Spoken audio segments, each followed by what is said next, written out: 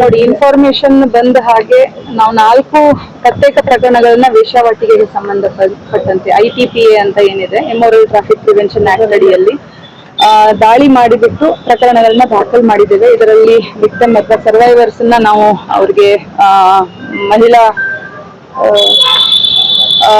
ಅವ್ರಿಗೆ ಅಬ್ಸರ್ವೇಷನ್ ಹೋಮ್ಗೆ ಕಳಿಸಿರುವಂತದಿರ್ಬೋದು, ಹಾಗೆ ಕಸ್ಟಮರ್ಸ್ ಅಂತ ಯಾರು ಬರ್ತಾರೆ ಅವ್ರನ್ನ ಆರೋಪಿ ಮಾಡ್ಕೊಂಡಿರುವಂತದಿರ್ಬೋದು, ಅದನ್ನ ನಡೆಸ್ತಾ ಇರುವಂತವ್ರ ಮೇಲೆ ಪ್ರಕರಣ ದಾಖಲು ಮಾಡಿ ಓನರ್ ಆಫ್ ದ ಹೌಸ್ ಯಾರಿರ್ತಾರೆ, ಯಾಕಂದ್ರೆ ನಮಗೆ 4 ಪ್ರಕರಣ ನಾನು ಪರಿಶೀಲನೆ ಮಾಡಿದ ಹಾಗೆ ಇವೆಲ್ಲ ಬಾಡಿಗೆ ಇರುವಂತಹ ಮನೆಗಳಲ್ಲೇ ಮಾಡ್ತಾ ಇರುವಂತದ್ದು. ಓನರ್ಗಳನ್ನ ನಾವು ಇದರಲ್ಲಿ ಆರೋಪಿ ಮಾಡುವಂತಹ ಪ್ರಕ್ರಿಯೆಯನ್ನ ನಾವು ಚಾಲ್ತಿಯಲ್ಲಿ ಇಟ್ಟಿದ್ದೇವೆ.